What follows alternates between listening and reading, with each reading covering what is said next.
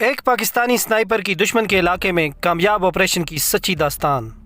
کہانی کی طرف بڑھنے سے پہلے آپ سے گزارش ہے کہ اگر آپ ہمارے چینل پر نئے ہیں تو ہمارے چینل کو سبسکرائب کیجئے، ہماری اس ویڈیو کو لائک کرتے ہوئے بیل آئیکن دبانا مت بھولیے گا تاکہ ہماری نئے آنے والی ویڈیوز کا نوٹیفیکیشن آپ کو بر وقت مل سکے۔ تو چلیے چلتے ہیں آج کی کہانی کی طرف۔ صبح صادق کے وقت مجھے استاد صادق کی آواز سنائی دی۔ ذیشان، سو رہے ہو؟ کوشش تو رات بھر رہی ہے مگر کوئی خاص کامیابی نہیں ہوئی۔ اچھا، اپنی ضروریات سے فارغ ہو جاؤ کیونکہ دن بھر موقع نہیں ملے گا۔ ٹھیک ہے سر، مگر آپ؟ یقیناً میرے لیے نیچے اترنا ممکن نہیں ہوگا۔ تو یہ کہ میرے پاس اس مقصد کے لیے شاپر موجود ہے، بس آپ کو تھوڑی زحمت کرنا پڑے گی۔ بڑی خوشی سے کہہ کر میں نیچے اتر گیا۔ نیچے اترنے سے پہلے میں نے اپنا اسمال پیک اور رائفل وہیں مچان پر چھوڑ دی تھی۔ تھوڑی دور جا کر میں نے فطری تقاضا پورا کیا اور فضلجات کو بڑی احتیاط سے زمین میں دبا دیا، کیونکہ اس سے دشمن کو ہماری موجودگی کا یقین ہو جاتا اور یہ یقین ان کی کوششوں کو تقویت دینے کے ساتھ انہیں مزید چوکنا اور محتاج کر دیتا۔ واپس جا کر میں نے استاد صادق کے شاپر میں بند فضلجات کو بھی ٹھکانے لگایا اور پھر درخت پر چڑھ کر خود کو مچان میں چھپانے لگا۔ چھپنے سے پہلے مجھے تھوڑا پانی دے دینا، بعد میں یقیناً ہمیں حرکت کرنے کا موقع نہیں ملے گا۔ جی سر، کہہ کر میں نے اسمال پیک سے واٹر بوٹل نکالی اور استاد صادق سے واٹر بوٹل لے کر آدھا پانی اس میں منتقل کر دیا۔ خود کو کیموفلاج کر کے میں نے واکی ٹاکی آن کر لیا۔ پارٹیوں کو پیش قدمی کرنے کا حکم دیا جا رہا تھا۔ آگے بڑھیں لیکن احتیاط سے۔ فائرنگ کرنے سے پہلے یہ بات مد نظر رہے کہ چاروں طرف آپ کے اپنے ساتھی موجود ہیں۔ کوشش یہی کرنا کہ دشمن زندہ ہاتھ لگے۔ میں ان کی باتیں سننے لگا مگر استاد صادق نے زیادہ دیر مجھے واکی ٹاکی آن نہ رکھنے دیا۔ ذیشان، بس وائرلیس سیٹ آف کر دو، اس کی آواز دور تک سنائی دیتی ہے۔ جی سر، کہہ کر اس نے واکی ٹاکی آف کر دیا۔ 1.5-2 گھنٹے کے بعد دشمن کے چند سپاہی ہمارے قریب سے گزرتے چلے گئے۔ وہ آہستہ آہستہ قدموں سے آس پاس کا جائزہ لیتے ہوئے وہاں سے گزر رہے تھے۔ گاہے گاہے وہ درختوں کے اوپر بھی نظر ڈال لیتے تھے۔ مجھے ان کے انداز میں خوف کی جھلک نظر آئی۔ بلا شبہ وہ اندھی گولی کا شکار ہونے سے خوفزدہ تھے۔ شام تک وہ وہیں گھومتے رہے۔ مختلف اطراف سے فائرنگ کی آوازیں بھی سنائی دیتی رہیں۔ رات کو بھی پارٹیوں نے جنگل میں ڈیرا ڈالا مگر ہماری مچان کے قریب کوئی پارٹی نہیں ٹھہری تھی۔ اندھیرا گہرا ہوتے ہی میں نے پہلے تو شبدیدن اینک لگا کر چاروں جانب کسی دشمن کے نہ ہونے کا یقین کیا اور پھر واکی ٹاکی کی آواز کم کر کے آن کر لیا۔ ان کی باتوں سے پتہ چلا کہ ہر پارٹی کو 2 حصوں میں تقسیم کیا گیا تھا۔ ایک گروپ کا کام جنگل میں گھس کر تلاشی لینا اور دوسرے گروپ کا کام جنگل کا گھیراؤ کرنا تھا۔ اس لیے گھیرا ڈالنے والی پارٹیاں کل سے اپنی اپنی جگہ پر موجود تھیں اور تلاشی کے لیے مختلف پارٹیاں 3 اطراف سے جنگل میں داخل ہو چکی تھیں، بلکہ اندھیرا چھا جانے کے بعد بھی جنگل ہی میں تھیں۔ البتہ اندھیرا چھا جانے کی وجہ سے پارٹیوں کو اپنی اپنی جگہ پڑاؤ ڈالنے کا حکم دے دیا گیا تھا۔ میرے پاس پانی ختم ہو گیا ہے، میں نے گفتگو کی ابتدا ہی مایوسی بھری خبر سے کی۔ استاد صادق نے مسکرا کر کہا، یہی خبر میرے پاس بھی ہے، مطلب اپنی آزمائش شروع ہو گئی ہے۔ وہ اطمینان سے بولا، سنائپر کی ساری زندگی ہی آزمائشوں میں گھری ہوتی ہے، ویسے پانی کے بغیر انسان کتنے عرصے تک زندہ رہ سکتا ہے؟ کچھ کہا نہیں جا سکتا۔ اس کا انحصار تو انسان کی جسمانی حالت، ارادے، اللہ پاک کی ذات پر اعتماد اور واپس لوٹنے کی امید پر ہوتا ہے۔ ویسے سنا یہی ہے کہ پانی کے بغیر لوگ مہینہ بھر بھی زندہ رہے ہیں۔ یہ کہہ کر وہ ایک لمحے کے لیے رکا اور پھر مسکراتا ہوا بولا، بہرحال یہاں ایسا کوئی خطرہ نہیں ہے۔ درختوں کے سبز پتے پانی اور خوراک دونوں کی کمی پورا کرنے کی خاصیت رکھتے ہیں۔ میں نے دبی آواز میں ہنستے ہوئے کہا، ویسے سر، آپ بھی مختلف مشن پر سرحد پار آ چکے ہیں، کیا کبھی ایسی صورتحال سے واسطہ پڑا؟ وہ گہری سوچ میں ڈوبتا ہوا بولا، میں پہلے مشن میں کامیابی کے قریب پہنچ گیا تھا مگر مجھے اپنے استاد نے دھوکہ دے دیا۔ میں نے حیرانی سے پوچھا، استاد نے دھوکہ دے دیا؟ ہاں ذیشان، استاد ہاشم میرے ساتھ سینئر تھا۔ ہم دونوں ایک ہی جھاڑ میں چھپے ہدف کی آمد کے منتظر تھے۔ ہدف کے نظر آتے ہی استاد کے حکم پر میں نے گولی چلائی جو ہدف کے ماتھے پر لگی تھی۔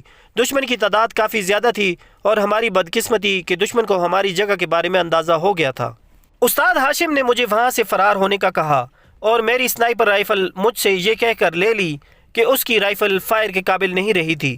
اپنی رائفل اس نے مجھے پکڑا دی تھی۔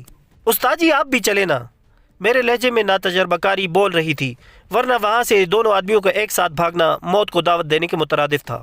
پر یہ بات استاد ہاشم کو اچھی طرح معلوم تھی۔ اس نے کہا، آپ سیدھے وہاں پہنچے جہاں ہم نے گزشتہ شب گزاری تھی۔ وہاں سے پہلے رکنے کی کوشش نہ کرنا اور میری فکر بھی نہ کرنا، میں مرنے والا نہیں، مجھے ایک دوسرا راستہ معلوم ہے۔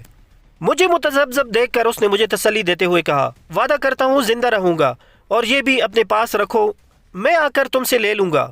कम अज़ कम ये वज़न तो आप साथ ले जाएं ताकि मुझे भागने में आसानी रहे। उसने अपना पिस्तौल माँ फालतू मैगज़ीन के और अपनी वाटर बॉटल भी मेरे हवाले कर दी। उस्ताद जी, मैंने तकरार करना चाहिए, मगर उसने कता कलामी करते हुए अपनी जेब से एक लिपटा हुआ कागज़ निकाल कर मेरी जानब बढ़ाते हुए कहा, अगर मुझे थोड़ी देर हो जाए तो इस रास्ते पर चल पड़ना, ये बिल्कुल आसान और महफूज रास्ता है। अब भागो, वरना मैं सही तौर पर दुश्मन को नहीं रोक पाऊंगा। उसकी तंबीह से पहले दुश्मन की जानब से फायर के 2-3 ब्रस्ट आए और मैं पीछे को खिसक गया।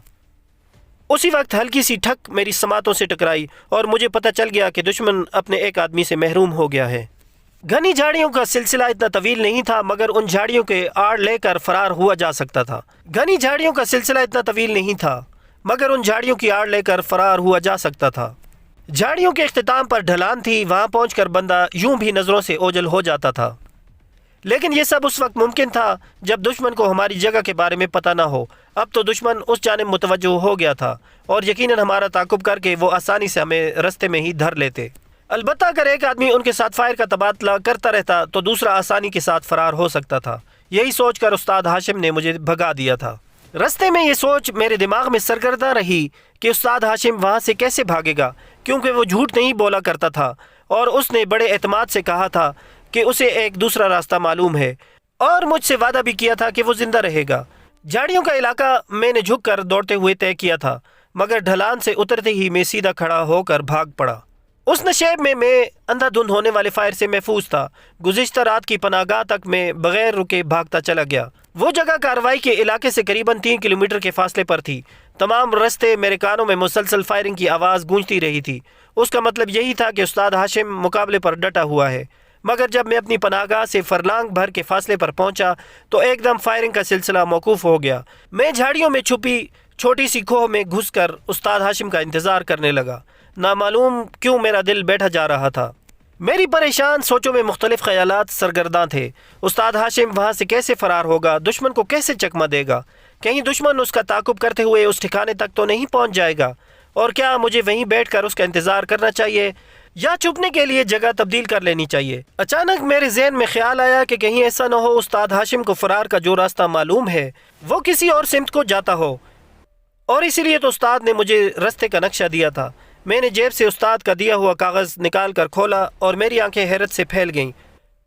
उस कागज़ में स्नाइपर राइफ़ल की फायरिंग पिन लिपटी हुई थी। उस्ताद हाशिम ने सच कहा था कि उसकी राइफ़ल फायर के काबिल नहीं है। यह अलहदा बात कि वो ख़राबी उसके अपने हाथों की पैदा की हुई थी।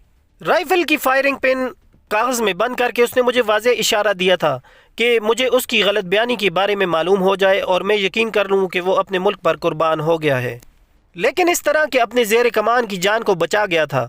उस वक्त मुझ पर खुद ब खुद उसकी आखिरी गुफ्तगू की गुत्थियाँ खुलती चली गईं। उसने अपनी राइफ़ल ये कहकर मेरे हवाले की थी कि राइफ़ल ख़राब है, लेकिन उसके साथ उसकी ख़राबी का इलाज भी मेरे हवाले कर दिया था। और ये तो आप जानते होंगे कि हर स्नाइपर रिटायर होते वक्त अपनी राइफ़ल अपने जानशीन के हवाले करता है। उसने भी यही किया, मगर मुझे शक भी नहीं होने दिया। फिर उसने कहा था कि मुझे दूसरा रास्ता मालूम है, और वो रास्ता एक ऐसी सिमत को जाता था जहाँ से लौटना मुमकिन नहीं। और फिर उसने वादा किया था कि वो मरेगा नहीं, और यकीनन शहीद मरा नहीं करते। हाँ ज़ीशान, वो आज भी ज़िंदा है। मुझे अपने इर्द गिर्द महसूस होता है। उसकी शहादत के बाद दुश्मन को खुद ब खुद यकीन आ गया था कि वो बदला ले चुके हैं, मगर यहाँ भी उस्ताद चाल चल गया था। उसने मेरे हाथ से दुश्मन का खात्मा कराया था और मैं महफूज था। यहाँ भी दुश्मन को शिकस्त हुई थी। मुझे शिद्दत से रोना आया और मैं उस धोखेबाज को याद करके रो पड़ा। वो मुझसे अच्छा निशानेबाज था, उसका तजर्बा बहुत ज़्यादा था। जाने क्यों उसने एक बेहतरीन निशानेबाज को एक नए और नातजर्बाकार स्नाइपर के लिए कुर्बान कर दिया था। यकीनन मैं उसे अकेला छोड़कर कभी न जाता अगर वो मुझे धोखे में न रखता। उसने कोई झूठ नहीं बोला, मगर मुझे धोखा ज़रूर दिया था। आज तक उस धोखेबाज को नहीं भुला सका हूँ यार। उस्ताद सादिक की आवाज़ में शामिल दुख मेरी आंखें भी भिगो गया था। मैं बस खामोश बैठा उसके मोहतरम उस्ताद के मुतालिक सोचता रहा। कुछ बातें ऐसी थी कि उस्ताद सादिक ने मुझे नहीं बताई थीं, मगर मुझे खुद ब खुद उनका अंदाज़ा हो गया था। उस्ताद हाशिम ने अपनी वाटर बॉटल और पिस्तौल ये कहकर उस्ताद सादिक के हवाले किए थे कि ये वज़नी है, मगर असल वजह और थी। वो अपने हिस्से का पानी अपने शागिर्द के हवाले करना चाहता था। इसी तरह पिस्तौल और उसके इजाफी राउंड भी रस्ते में उस्ताद सादिक के काम आ सकते थे। रात को सोते हुए भी मेरी सोच में उस्ताद हाशिम अपने अनदेखे खदोखाल के साथ सरगर्दा रहा।